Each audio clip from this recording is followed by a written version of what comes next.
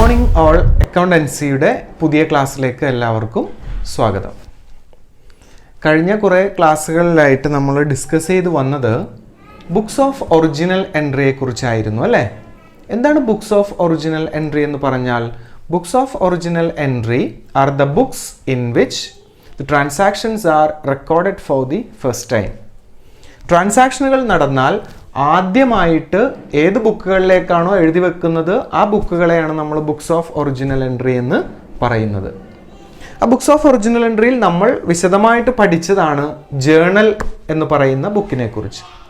എന്താണ് ജേണൽ എന്ന് പറഞ്ഞാൽ? അതൊരു ബുക്കാണ്. ആ ബുക്കിലേക്ക് ട്രാൻസാക്ഷൻസിനെ ആദ്യമായിട്ട് നമ്മൾ ആ നടന്ന ക്രമത്തിൽ രേഖപ്പെടുത്തി വെക്കുന്നു അല്ലേ. എന്തിൻ്റെ രൂപത്തിൽ? എൻട്രികളുടെ രൂപത്തിൽ, ജേണൽ എൻട്രികളുടെ രൂപത്തിലാണ് റെക്കോർഡ് ചെയ്ത് വെക്കുന്നത്.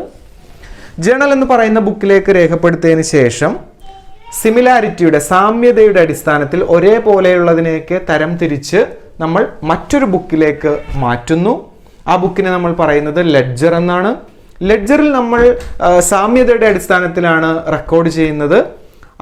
അതിനെ നമ്മൾ പോസ്റ്റിംഗ് എന്നാണ് വിളിക്കുന്നത്. സാമ്യതയുടെ അടിസ്ഥാനത്തിൽ അക്കൗണ്ടുകളുടെ രൂപത്തിലാണ് ആ ലെഡ്ജറിലേക്ക് നമ്മൾ എന്ത് ചെയ്യുന്നത്? ഈ ജേണലിൽ നിന്നും ട്രാൻസാക്ഷൻസിനെ പോസ്റ്റ് ചെയ്യുന്നത്. ജേണലിനെ നമ്മൾ വിളിക്കുന്നത് ബുക്ക് ഓഫ് ഒറിജിനൽ എൻട്രി എന്നാണെങ്കിൽ ലെഡ്ജറിനെ നമ്മൾ വിളിക്കുന്നത് ബുക്ക് ഓഫ് ഫൈനൽ എൻട്രി എന്നാണ്. ഇത്രയും കാര്യങ്ങളാണ് നമ്മൾ കഴിഞ്ഞ ക്ലാസ്സിൽ കുറേ ക്ലാസ്സുകളിലായിട്ട് ഡിസ്കസ് ചെയ്തത്. ശരി, ഈ ജേണൽ എന്ന് പറയുന്ന ബുക്ക് ചെറിയ സ്ഥാപനങ്ങളെ സംബന്ധിച്ചാണെങ്കിൽ അനുയോജ്യമാണ്. കാരണം അവിടെ കുറച്ച് ട്രാൻസാക്ഷൻസ് മാത്രമേ നടക്കുന്നുള്ളൂ. ആ ട്രാൻസാക്ഷൻസ് നടന്ന ഉടനെ നമുക്ക് ജേണലിലേക്ക് രേഖപ്പെടുത്തി വെക്കുവാനായിട്ട് യാതൊരു പ്രയാസവും ഇല്ല. എന്നാൽ ഒരു വലിയ സ്ഥാപനമാണെന്ന് വിചാരിക്കുക, അവിടെ ട്രാൻസാക്ഷൻസിൻ്റെ എണ്ണം വളരെ കൂടുതലാണെന്ന് വിചാരിക്കുക. ഇപ്പോൾ സെയിൽസ് നടക്കുന്നു, ഒരു ദിവസം തന്നെ പലതവണ സെയിൽസ് നടക്കുന്നു, പർച്ചേസ് നടക്കുന്നു, ട്രാൻസാക്ഷൻസിൻ്റെ എണ്ണം വളരെ കൂടുതലാണെങ്കിൽ അതിനെ ഓരോന്നിനെയും നമ്മൾ ജേണലിലേക്ക് എഴുതി അതിനെ വീണ്ടും ലെഡ്ജറിലേക്ക് പോസ്റ്റ് ചെയ്ത് അത് എന്തായിരിക്കും? വളരെ ബുദ്ധിമുട്ടാണ്. അത്തരം സന്ദർഭങ്ങളിലാണ് ജേണലിനെ തന്നെ നമ്മൾ എന്ത് ചെയ്യുന്നു? സബ് ഡിവൈഡ് ചെയ്യുന്നു. ജേണലിനെ വീണ്ടും തരം തിരിക്കുന്നു. ഇപ്പൊ നമുക്കറിയാം സബ് ഡിവിഷൻ ഓഫ് ജേണൽ നമ്മൾ പഠിച്ചതാണ് അല്ലേ. ഏതൊക്കെയാണ് ജേണലിന്റെ സബ് ഡിവിഷൻ വരുന്നത്? Cash book, sales day book, purchase day book, sales returns day book, purchase returns day book, journal proper. ഇത്രയുമാണ് നമ്മൾ പ്രധാനപ്പെട്ട ജേണലിന്റെ സബ് ഡിവിഷൻസ് ആയിട്ട് പറഞ്ഞത്. അപ്പൊ എന്താണ് ജേണലിനെ സബ് ഡിവൈഡ് ചെയ്യാനുള്ള കാരണം? എന്താണ്? ഒരുപാട് ട്രാൻസാക്ഷൻസ് വരുമ്പോൾ എല്ലാ ട്രാൻസാക്ഷനും കൂടി ഒരു ബുക്കിൽ എഴുതുന്നതിന് പകരം ഇപ്പൊ ക്യാഷ് ട്രാൻസാക്ഷൻസ് മാത്രം നമ്മൾ ക്യാഷ് ബുക്കിലേക്ക് എഴുതുന്നു. സെയിൽസ്, ക്രെഡിറ്റ് സെയിൽസ് മാത്രം നമ്മൾ സെയിൽസ് ബുക്കിലേക്ക് എഴുതുന്നു. ക്രെഡിറ്റ് പർച്ചേസ് മാത്രം നമ്മൾ പർച്ചേസ് ബുക്കിലേക്ക് എഴുതുന്നു. അപ്പോൾ ഓരോ ട്രാൻസാക്ഷൻസിനെയും നമ്മൾ അതാത് ബുക്കുകളിലേക്ക് എഴുതുന്നു. ജേണലാണെങ്കിലോ എല്ലാം ഒരുമിച്ച് ജേണലിൽ എഴുതും. അതിനേക്കാൾ നല്ലത് നമ്മൾ ഇതേപോലെ സബ് ഡിവൈഡ് ചെയ്തിട്ട് എഴുതുന്നതാണ് അല്ലേ. അതാണ് അതിൻ്റെ കൃത്യമായ രീതി. അപ്പൊ ഈ സബ് ഡിവിഷൻ ഓഫ് ജേണലിൽ നമ്മൾ ഇന്ന് പഠിക്കുന്നത് വളരെ പ്രധാനപ്പെട്ടതാണ്. ക്യാഷ് ബുക്കിനെ കുറിച്ചാണ്. എന്താണ് ക്യാഷ് ബുക്ക് എന്ന് പറയുന്നത്? ക്യാഷ് ബുക്ക് എന്ന് പറയുന്നത് ഒരു ബുക്കാണ്. ആ ബുക്കിലേക്ക് നമ്മൾ രേഖപ്പെടുത്തുന്നത് എന്ത് മാത്രമായിരിക്കും? Only cash transactions, that is cash receipts and cash payments. Cash റെസീപ്റ്റുകളും ക്യാഷ് പേയ്മെന്റുകളും മാത്രമാണ് ക്യാഷ് ബുക്കിലേക്ക് നമ്മൾ റെക്കോർഡ് ചെയ്യുന്നത്. നമുക്ക് കിട്ടിയ ക്യാഷും നമ്മൾ കൊടുത്ത ക്യാഷും ഇത് മാത്രം എന്ത് ചെയ്യുന്നു? നമ്മൾ ക്യാഷ് ബുക്കിലേക്ക് റെക്കോർഡ് ചെയ്ത് വെക്കുന്നു. ബാക്കിയൊന്നും അതിലേക്ക് റെക്കോർഡ് ചെയ്യുന്നില്ല. അപ്പോൾ ജേണൽ എഴുതുന്നതിന് പകരമാണ് നമ്മൾ എന്ത് ചെയ്യുന്നത്? ഈ ജേണലിന്റെ സബ് ഡിവിഷനായ മറ്റു ബുക്കുകളിലേക്ക് എഴുതുന്നു. ക്യാഷ് ട്രാൻസാക്ഷൻ വരുന്നു, ക്യാഷ് ബുക്കിലേക്ക് എഴുതുന്നു. ക്രെഡിറ്റ് സെയിൽസ് നടക്കുന്നു, സെയിൽസ് ബുക്കിലേക്ക് എഴുതുന്നു. ക്രെഡിറ്റ് പർച്ചേസ് നടക്കുന്നു, പർച്ചേസ് ബുക്കിലേക്ക് എഴുതുന്നു. അപ്പോൾ ജേണൽ എഴുതുന്നതിന് പകരമാണ് നമ്മൾ എന്ത് ചെയ്യുന്നത്? ഈ സബ് ഡിവിഷൻ ഓഫ് ജേണൽ എന്ന് പറയുന്ന ബുക്കുകളിലേക്ക് എഴുതുന്നത്. അപ്പൊ ഇതാണ് നമ്മൾ ഇന്ന് പഠിക്കുന്നത്. ക്യാഷ് ബുക്കാണ് അല്ലെ. ക്യാഷ് ബുക്ക് എന്താണെന്ന് ഞാൻ പറഞ്ഞു. ഈ ക്യാഷ് ബുക്കിന് ഒരു പ്രത്യേകതയുണ്ട്. It serves the purpose of both journal and ledger. ഈ ക്യാഷ് ബുക്ക് ജേണലിന്റെയും ലെഡ്ജറിന്റെയും ഡ്യൂട്ടി ചെയ്യുന്നുണ്ട്. എങ്ങനെയാണ് ജേണലിന്റെ ഡ്യൂട്ടി ചെയ്യുന്നത്? നമുക്കറിയാം ഒരു ട്രാൻസാക്ഷൻ നടന്ന് നമ്മൾ ആദ്യം എഴുതുന്നത് ജേണലിലേക്കാണ് അല്ലേ. ആ ജേണലിൽ എഴുതുന്നതിന് പകരം നമ്മൾ എന്ത് ചെയ്യുന്നു, ഈ പറയുന്ന ക്യാഷ് ബുക്കിലേക്ക് എഴുതുന്നു. ക്യാഷ് ട്രാൻസാക്ഷൻസ് ആണെങ്കിൽ അത് ക്യാഷ് ബുക്കിലേക്ക് എഴുതുന്നു, സബ് ഡിവിഷൻ ഓഫ് ജേണലിലേക്ക് ആയ ക്യാഷ് ബുക്കിലേക്ക് എഴുതുന്നു. ഓക്കെ, അപ്പോൾ അത് ജേണലിന്റെ പർപ്പസായി. ഇനി ക്യാഷ് ബുക്കിനെ നമ്മൾ പ്രിപ്പയർ ചെയ്യുന്നത് അക്കൗണ്ടിന്റെ രൂപത്തിലാണ്. നമ്മൾ അക്കൗണ്ട് വരക്കാൻ പഠിച്ചു അല്ലേ? ജേണലിൽ നിന്ന് പല പല അക്കൗണ്ടുകൾ ഉണ്ടാക്കുന്നു. ലെഡ്ജറിൽ അക്കൗണ്ടുകളായിട്ടാണ് കാണിച്ചത്. അക്കൗണ്ട് പ്രിപ്പയർ ചെയ്യാൻ നമുക്കറിയാം, ഡെബിറ്റ് സൈഡ് ഉണ്ട്, ക്രെഡിറ്റ് സൈഡ് ഉണ്ട്, ഓരോ എമൗണ്ട് കോളം ഉണ്ട് അല്ലേ, പർട്ടിക്കുലേഴ്സ് കോളം ഉണ്ട്, ഡേറ്റ് കോളം ഉണ്ട്. ഇതേ ഫോർമാറ്റിൽ തന്നെയാണ് നമ്മൾ എന്ത് പ്രിപ്പയർ ചെയ്യുന്നത്, ക്യാഷ് ബുക്കും പ്രിപ്പയർ ചെയ്യുന്നത്. അപ്പോൾ ജേണലിൽ എഴുതുന്നതിന് പകരമാണ് ക്യാഷ് ബുക്ക് നമ്മൾ പ്രിപ്പയർ ചെയ്യുന്നത് ക്യാഷ് ട്രാൻസാക്ഷൻസിന്. അപ്പോൾ അവിടെ ജേണലിന്റെ പർപ്പസായി. പിന്നെയോ ഈ ക്യാഷ് ബുക്ക് പ്രിപ്പയർ ചെയ്യുന്നത് എന്തിന്റെ ഫോർമാറ്റിലാണ്, അക്കൗണ്ടിന്റെ ഫോർമാറ്റിലാണ്, ലെഡ്ജറിന്റെ ഫോർമാറ്റിലാണ്. So it serves the purpose of both journal and ledger. അപ്പോൾ അത് രണ്ടിന്റെയും പർപ്പസ് ഉണ്ട്. അതൊരു പോയിന്റ് ആണ്. അപ്പോൾ നിങ്ങൾ അതൊന്ന് ശ്രദ്ധിച്ചു വെക്കണം. അപ്പോൾ ബുക്ക് ഓഫ് ഒറിജിനൽ എൻട്രിയുടെ പർപ്പസും ഉണ്ട്, ബുക്ക് ഓഫ് ഫൈനൽ എൻട്രിയുടെ പർപ്പസും നമുക്ക് ക്യാഷ് ബുക്കിൽ നിന്ന് കിട്ടും. ഇനി ക്യാഷ് ബുക്ക് തന്നെ പ്രധാനമായും 4 തരത്തിലാണ് ക്യാഷ് ബുക്ക് നമ്മൾ പ്രിപ്പയർ ചെയ്യുന്നത്. 1 single column cash book, 2 double column cash book, 3 triple column cash book, 4 petty cash book. ഇതിൽ ട്രിപ്പിൾ കോളം ക്യാഷ് ബുക്ക് നമ്മൾ പഠിക്കുന്നില്ല, പരീക്ഷയ്ക്ക് അത് ഇല്ലാത്തത് കൊണ്ട് നമ്മൾ അത് ഡിസ്കസ് ചെയ്യും. ബാക്കി 3 നമ്മൾ ഡിസ്കസ് ചെയ്യും. ഇന്ന് നമ്മൾ ഡിസ്കസ് ചെയ്യുന്നത് സിംഗിൾ കോളം ക്യാഷ് ബുക്ക് ആണ്, അല്ലെങ്കിൽ സിമ്പിൾ ക്യാഷ് ബുക്ക് എന്നും അതിനെ പറയും. വിളിക്കാൻ കാരണം അതിന് ഒരു എമൗണ്ട് കോളം ഉള്ളത് കൊണ്ടാണ്. ഡബിൾ കോളം ക്യാഷ് ബുക്കിൽ 2 എമൗണ്ട് കോളം ഉണ്ട്, അത് നമ്മൾ പഠിക്കും. ഒരു എമൗണ്ട് കോളം ഉള്ളത് കൊണ്ടാണ് അതിനെ സിംഗിൾ കോളം ക്യാഷ് ബുക്ക് എന്ന് പറയുന്നത്. അപ്പോൾ ക്യാഷ് കിട്ടിയതും ക്യാഷ് കൊടുത്തതുമാണ് അതിൽ റെക്കോർഡ് ചെയ്യുന്നത്. ഒരു പ്രോബ്ലം നമുക്ക് ചെയ്ത് നോക്കാം, എങ്ങനെയാണ് single column cash book prepare ചെയ്യുന്നത്. അത് നിങ്ങൾക്ക് നോക്കാം, അത് കണ്ടു കഴിയുമ്പോൾ നിങ്ങൾക്ക് മനസ്സിലാവും. അപ്പോൾ നമുക്ക് പ്രോബ്ലത്തിലേക്ക് പോകാം. ഓക്കെ, ശരി. ഇന്നത്തെ ക്ലാസ്സിൽ നമ്മൾ ഡിസ്കസ് ചെയ്യുന്നത് എങ്ങനെയാണ് ഒരു സിംഗിൾ കോളം ക്യാഷ് ബുക്ക് അല്ലെങ്കിൽ സിമ്പിൾ ക്യാഷ് ബുക്ക് പ്രിപ്പയർ ചെയ്യുന്നതെന്നാണ്. നമുക്കിവിടെ കുറച്ച് ട്രാൻസാക്ഷൻസ് തന്നിട്ടുണ്ട് അല്ലേ? ഈ ട്രാൻസാക്ഷൻസിനെ എങ്ങനെയാണ് നമ്മളൊരു സിംഗിൾ കോളം ക്യാഷ് ബുക്കിലേക്ക് എൻ്റർ ചെയ്യുന്നത്, അതാണ് നമ്മൾ ഇന്നത്തെ ക്ലാസ്സിൽ ഡിസ്കസ് ചെയ്യാൻ ഉദ്ദേശിച്ചിട്ടുള്ളത്. ഇതിലേക്ക് എങ്ങനെയാണ് എൻ്റർ ചെയ്യുന്നത്. ഓക്കെ, നമുക്ക് ഒരു സിംഗിൾ കോളം ക്യാഷ് ബുക്കിൻ്റെ ഫോർമാറ്റാണ് നിങ്ങളിവിടെ കാണുന്നത്. ഇത് പരിശോധിച്ച് നോക്കിയാൽ നിങ്ങൾക്ക് മനസ്സിലാവും, സാധാരണ നമ്മൾ ലെഡ്ജർ അക്കൗണ്ട് പ്രിപ്പയർ ചെയ്യുന്ന അതേ ഫോർമാറ്റ് തന്നെയാണ്. ഹെഡിങ്ങുകളിൽ ചെറിയ മാറ്റമുണ്ടെന്ന് മാത്രം. ഇതിൻ്റെ ടൈറ്റിൽ നോക്കുക, സാധാരണ നമ്മൾ അക്കൗണ്ടിൻ്റെ പേരാണല്ലേ കൊടുക്കുക. Sales account, purchase account, cash account, അങ്ങനെ ഹെഡിങ്ങുകളാണ്, അക്കൗണ്ടിൻ്റെ പേരാണ് കൊടുക്കുക. ഇവിടെ അക്കൗണ്ടിൻ്റെ പേരിന് പകരം നമ്മൾ എന്ത് ചെയ്യുന്നു, ക്യാഷ് ബുക്ക് എന്ന് കൊടുക്കുന്നു. അത് ഒരു വ്യത്യാസമാണ്. ബാക്കി നമ്മൾ നോക്കിക്കഴിഞ്ഞാൽ ഇപ്പോൾ ഇവിടെ ഡേറ്റ് കോളമുണ്ട്, ഇവിടെ എമൗണ്ട് കോളമുണ്ട്, ഡെബിറ്റ് സൈഡ് ഉണ്ട്, ക്രെഡിറ്റ് സൈഡ് ഉണ്ട്. ഇത് തന്നെ നമ്മൾ അക്കൗണ്ട് വരക്കുമ്പോഴും അവിടെയും ഈ പറയുന്ന കാര്യങ്ങളൊക്കെ ഉണ്ട്. പിന്നെ എന്തുകൊണ്ടാണ് ഇതിനെ സിംഗിൾ കോളം ക്യാഷ് ബുക്ക് എന്ന് പറയാൻ കാരണം, ഒരു എമൗണ്ട് കോളം ഉള്ളത് കൊണ്ടാണ് ഈ ക്യാഷ് ബുക്കിനെ നമ്മൾ സിംഗിൾ കോളം ക്യാഷ് ബുക്ക് അല്ലെങ്കിൽ സിമ്പിൾ ക്യാഷ് ബുക്ക് എന്ന് വിളിക്കാനുള്ള കാരണം. ഒരു എമൗണ്ട് കോളമാണ് ഓരോ സൈഡിലും നമുക്ക് കാണാനായിട്ട് സാധിക്കുക. പിന്നെ മറ്റൊരു പ്രധാനപ്പെട്ട വ്യത്യാസം, ഇവിടെ ഇടത് സൈഡിൽ ഡെബിറ്റ് സൈഡിൽ നമ്മൾ എഴുതുന്നത് റെസീപ്റ്റുകളാണ്, വലത് വശത്ത് അല്ലെങ്കിൽ ക്രെഡിറ്റ് സൈഡിൽ എഴുതുന്നത് പേയ്മെന്റുകളാണ്. എന്താണ് റെസീപ്റ്റുകൾ എന്ന് പറഞ്ഞാൽ? റെസീപ്റ്റുകൾ എന്ന് പറഞ്ഞാൽ നമുക്ക് കിട്ടിയ ക്യാഷുകളാണ്.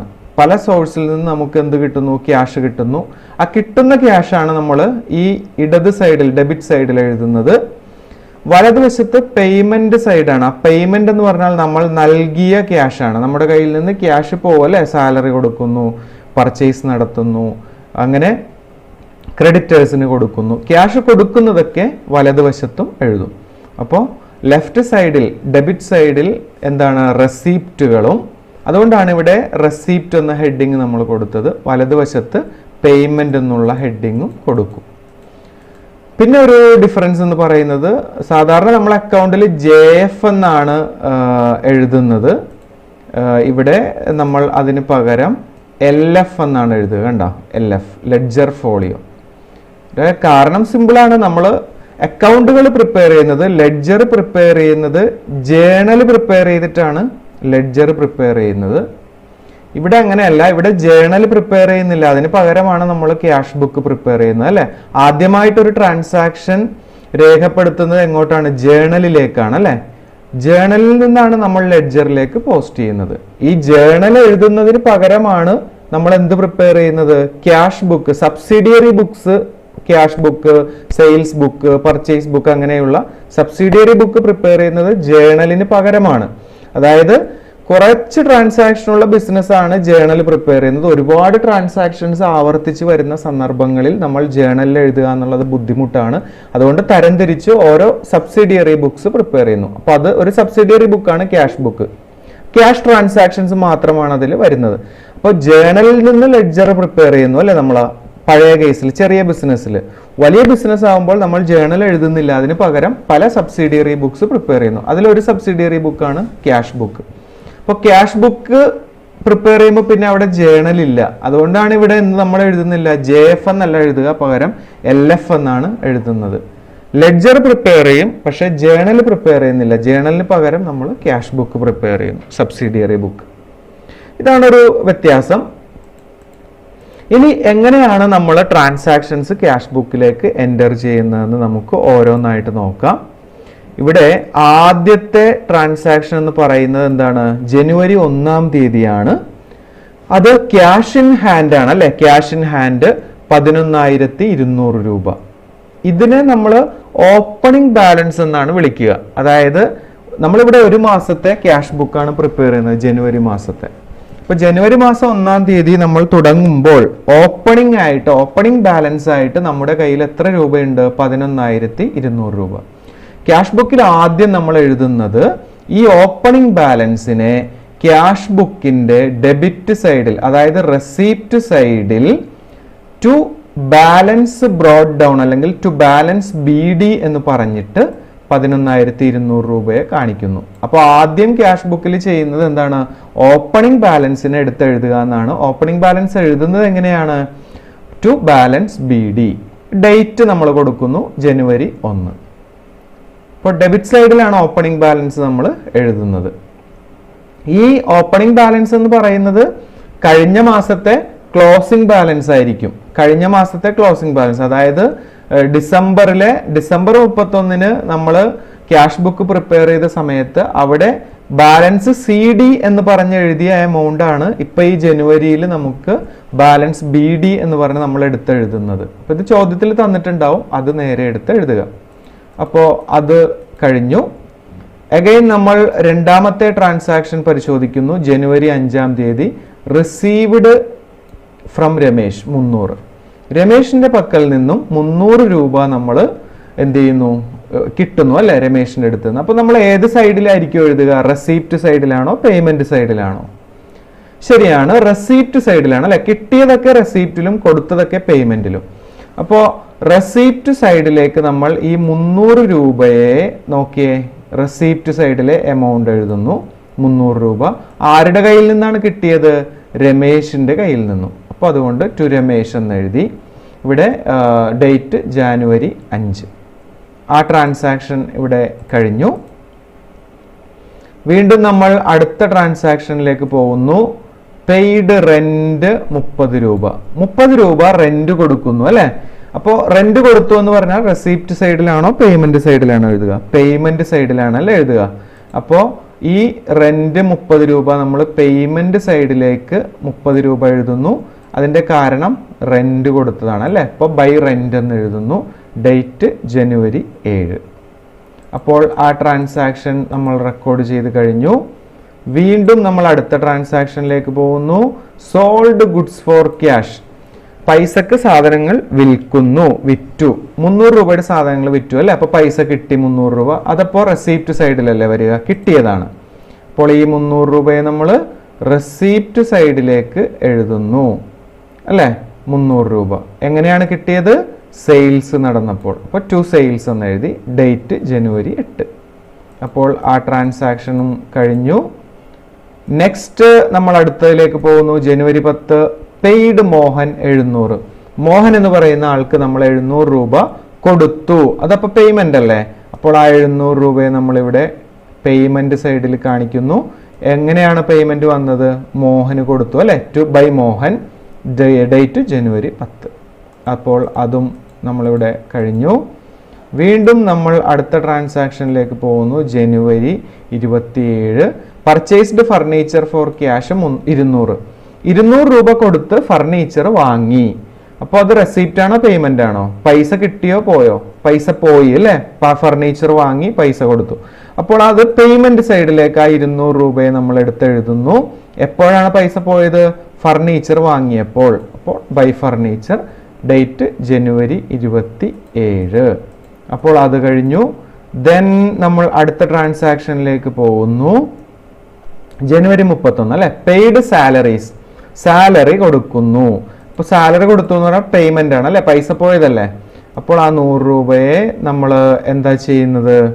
പേയ്മെന്റ് സൈഡിലേക്ക് നമ്മൾ എന്ത് ചെയ്യുന്നു? ആ 100 രൂപയെ നമ്മൾ കാണിക്കണം. കണ്ടോ? 100 രൂപ.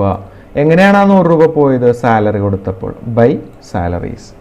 അപ്പോൾ എല്ലാ ട്രാൻസാക്ഷൻ നമ്മളിവിടെ എൻ്റർ ചെയ്ത് കഴിഞ്ഞു. അപ്പോൾ ഇനി ഇത് ഞാനിപ്പോൾ പറഞ്ഞ പോലെയും എൻ്റർ ചെയ്യാം. അതല്ല എങ്കിൽ നിങ്ങൾക്ക് ജേണൽ എൻട്രിയുടെ രൂപത്തിൽ എന്ത് ചെയ്യാം? നിങ്ങൾക്ക് എഴുതാവുന്നതാണ്. ഇപ്പോൾ ഒരു ഉദാഹരണം പറഞ്ഞാൽ, ഇപ്പോൾ പെയ്ഡ് സാലറീസ് ആണ് അല്ലേ. പെയ്ഡ് സാലറി എന്ന് പറയുമ്പോൾ അതിൻ്റെ ജേണൽ എൻട്രി വരുന്നത് എങ്ങനെയാണ്? Salary account debit to cash account, salary account debit to cash account, അങ്ങനെയാണ് ജേണൽ എൻട്രി വരുന്നത്. ഇതൊരു ക്യാഷ് അക്കൗണ്ട് ആണെന്ന് സങ്കല്പിച്ചാൽ അതിൽ എവിടെയാണ് നമ്മൾ അത് പോസ്റ്റ് ചെയ്യുക? Salary account debit to cash account. അപ്പോൾ ക്യാഷ് അക്കൗണ്ടിന്റെ ഏത് സൈഡിലാണ് വരുന്നത്? ക്യാഷ് അക്കൗണ്ട് എന്ന് പറയുമ്പോൾ അവിടെ ക്രെഡിറ്റ് ആസ്പെക്റ്റ് ആണ്. അപ്പോൾ അത് ക്രെഡിറ്റ് സൈഡിലാണല്ലേ വരിക. അപ്പോൾ ഈ 100 രൂപ എന്ന് പറയുന്നത് ഏത് സൈഡിലായിരിക്കും വരിക? ക്രെഡിറ്റ് സൈഡിലായിരിക്കും വരിക. ബൈ സാലറീസ് എന്ന് പറഞ്ഞിട്ട് എഴുതും. ഇത് സാധാരണ നമ്മൾ ജേണൽ എൻട്രി പോസ്റ്റ് ചെയ്യില്ലേ, അതേ ഫോർമാറ്റിൽ എൻട്രി വരുന്നത് salary account debit to cash ആണ്. അപ്പോൾ ക്യാഷ് അക്കൗണ്ടിൽ എങ്ങനെയാ വരിക? ബൈ സാലറീസ് എന്ന് പറഞ്ഞിട്ടാണ് വരിക. ഇങ്ങനെയും നിങ്ങൾക്ക് വേണമെങ്കിൽ എഴുതാം. അതല്ല എങ്കിൽ ഞാനിപ്പോൾ പറഞ്ഞ രീതിയിലും നിങ്ങൾക്ക് എഴുതാം. കിട്ടിയതാണെങ്കിൽ റെസിപ്റ്റ് സൈഡിൽ എഴുതുക, പോയതാണെങ്കിൽ പേയ്മെന്റ് സൈഡിൽ എഴുതുക. അപ്പോൾ ഇതോടുകൂടി നമ്മൾ പോസ്റ്റ് ചെയ്ത് കഴിഞ്ഞു അല്ലേ. ഇനി നമ്മൾ ചെയ്യേണ്ടത് ബാലൻസ് ചെയ്യലാണ്. ബാലൻസ് ചെയ്യാൻ വേണ്ടിയിട്ട് ഞാൻ രണ്ട് സൈഡും കമ്പയർ ചെയ്ത് നോക്കുക. ഇത് ഈ സൈഡ് എമൗണ്ടുകൾ നോക്കി, അതേപോലെ ക്രെഡിറ്റ് സൈഡിലെ ഞാൻ എമൗണ്ടുകൾ നോക്കി. എന്നിട്ട് ഏത് സൈഡിലാണ് നേരത്തെ ബാലൻസ് ചെയ്ത് അതുപോലെ തന്നെ കേട്ടോ, ഏത് സൈഡാണ് കൂടുതലെന്ന് നോക്കുക. അപ്പൊ ഞാൻ കമ്പയർ ചെയ്ത് നോക്കിയപ്പോൾ എനിക്ക് മനസ്സിലായി അത് ഈ സൈഡിലാണ് കൂടുതൽ, ഡെബിറ്റ് സൈഡിൽ. എത്രയാണ്? 11,800 രൂപ. ആ എമൗണ്ട് ഞാൻ ഇവിടെ എടുത്തെഴുതുന്നു. എന്നിട്ട് ആ അതേ എമൗണ്ട് തന്നെ എന്തും ചെയ്യുന്നു, ഇപ്പുറത്തെ സൈഡിലേക്ക് വീണ്ടും എടുത്തെഴുതുന്നു. എത്ര? 11,800. അപ്പോൾ ആദ്യം രണ്ട് സൈഡ് കമ്പയർ ചെയ്ത് നോക്കുന്നു. കമ്പയർ ചെയ്ത് നോക്കിയിട്ട് ഏത് സൈഡാണ് കൂടുതലെന്ന് നോക്കുന്നു, അത് എടുത്തെഴുതുന്നു. അതേ എമൗണ്ട് തന്നെ ഇപ്പുറത്തേക്കും എടുത്തെഴുതുന്നു. അപ്പൊ ഇവിടെ 11,800 ഇല്ലല്ലോ യഥാർത്ഥത്തില്. അപ്പോൾ ഇവിടത്തെ ഡിഫറൻസ് എമൗണ്ട് ആണ് നമ്മൾ കാണുന്നത്. അതിന് ഈ 11,800 നിന്നും ഞാൻ എന്ത് ചെയ്യുന്നു, ഈ ബാക്കി വരുന്ന എമൗണ്ടുകളെ എന്ത് ചെയ്യുന്നു, മൈനസ് ചെയ്ത് കളയുന്നു. അങ്ങനെ മൈനസ് ചെയ്ത് കളയുമ്പോൾ എനിക്കൊരു ബാലൻസിങ് ഫിഗർ ഇവിടെ കിട്ടുന്നു. എത്രയാണ് ബാലൻസിങ് ഫിഗർ കിട്ടുന്നത്? ബാലൻസിങ് ഫിഗർ വരുന്നത് 10,770. ഇതാണ് ഇവിടത്തെ ബാലൻസിങ് ഫിഗർ എന്ന് പറയുന്നത്. അതിന് നേരെ നമ്മൾ എന്ത് എഴുതുന്നു, ബാലൻസ് CD എന്ന് എഴുതുന്നു. ഇതേ എമൗണ്ടിനെ തന്നെ ഞാൻ ഓപ്പോസിറ്റ് സൈഡിലേക്ക് എഴുതുന്നു. അതിന് നേരെ ഞാൻ എന്തും എഴുതുന്നു, ബാലൻസ് BD എന്നും എഴുതുന്നു. അപ്പൊ ഇങ്ങനെയാണ് ക്യാഷ് ബുക്ക് എന്ത് ചെയ്യുന്നത്, ബാലൻസ് ചെയ്യുന്നത്. നമ്മൾ നേരത്തെ അക്കൗണ്ട് ചെയ്ത പോലെ തന്നെയാണ്, വ്യത്യാസമൊന്നുമില്ല. അപ്പോൾ എങ്ങനെയാണ് ചെയ്തതെന്ന് മനസ്സിലായില്ലേ? ആദ്യം രണ്ട് സൈഡ് കമ്പയർ ചെയ്യുന്നു. കമ്പയർ ചെയ്തിട്ട് കൂടുതലുള്ള എമൗണ്ട് ഏതാണോ അതെടുത്ത് എഴുതുന്നു. അതേ എമൗണ്ടിനെ തന്നെ എന്ത് ചെയ്യുന്നു, ഇപ്പുറത്തെ സൈഡിലേക്ക് എടുത്തെഴുതുന്നു. എന്നിട്ട് എന്ത് ചെയ്യുന്നു, ഇവിടെ 11,800, ഇവിടെ 11,800 ഇല്ലല്ലോ. അപ്പോൾ ബാലൻസ് കണ്ടുപിടിക്കാൻ വേണ്ടി ഈ 11,800 നിന്ന് ഈ ബാക്കി വരുന്ന എമൗണ്ടുകൾ കുറക്കുക. അപ്പോൾ എനിക്കൊരു എമൗണ്ട് കിട്ടും, ഡിഫറൻസ് 10,770. ഈ 10,770 ബാലൻസിങ് ഫിഗർ. അതിന് നേരെ ബാലൻസ് CD എന്ന് എഴുതുന്നു. അതേ എമൗണ്ട് തന്നെ ഇപ്പുറത്തെ സൈഡിലേക്ക് ഓപ്പോസിറ്റ് സൈഡിൽ താഴത്തേക്ക് മാറ്റി എഴുതുന്നു. അതിന് നേരെ ഞാൻ എന്ത് ചെയ്യുന്നു, ടു ബാലൻസ് BD എന്ന് എഴുതുന്നു. അവിടെ ഡേറ്റ് കൊടുക്കേണ്ടത് അടുത്ത മാസം 1-ാം തീയതി. ഇവിടെ നമുക്ക് ജനുവരി 31 വരെയാണ്, ഒരു മാസത്തെയാണ്. തൊട്ടടുത്ത മാസം ഫെബ്രുവരി 1 ഇതാണ് അടുത്ത മാസത്തെ ഓപ്പണിംഗ് ബാലൻസ്. ഇതാണ് നമ്മൾ അടുത്ത ക്യാഷ് ബുക്ക് പ്രിപ്പയർ ചെയ്യുമ്പോൾ ബാലൻസ് BD എന്ന് പറഞ്ഞിട്ട് എഴുതുന്നത്. അപ്പോൾ ബാലൻസ് ചെയ്തു. ഇങ്ങനെയാണ് ക്യാഷ് ബുക്ക് ബാലൻസ് ചെയ്യുന്നത്. മനസ്സിലായി കാണുമെന്ന് വിചാരിക്കുന്നു. ഇതിൽ ഈ 10,770 എന്ന് പറയുന്ന എമൗണ്ട് ആണ് ഇവിടുത്തെ ക്ലോസിംഗ് ബാലൻസ്. ഇതാണ് അടുത്ത മാസത്തെ ഓപ്പണിംഗ് ആയിട്ട് വരുന്നത്. അതായത് 10,770 ആണ് നമ്മുടെ ജനുവരി മാസത്തെ ബാക്കി കയ്യിലുള്ള ക്യാഷ് ബാലൻസ് എന്ന് അർത്ഥം. അപ്പോൾ ക്യാഷ് ബുക്ക് പ്രിപ്പയർ ചെയ്യാൻ വളരെ എളുപ്പമാണ്. സിംഗിൾ കോളം ക്യാഷ് ബുക്കാണ്. റെസീപ്റ്റുകളൊക്കെ ഡെബിറ്റ് സൈഡിൽ എഴുതുക, പേയ്മെന്റുകളൊക്കെ ക്രെഡിറ്റ് സൈഡിൽ എഴുതുക. കാര്യം മനസ്സിലായി കാണുമെന്ന് വിചാരിക്കുന്നു. നമ്മളിനി ഉദാഹരണങ്ങളോടുകൂടി ചെയ്യും. അപ്പോൾ ഒന്നുകൂടി വ്യക്തമാകും. ഓക്കെ.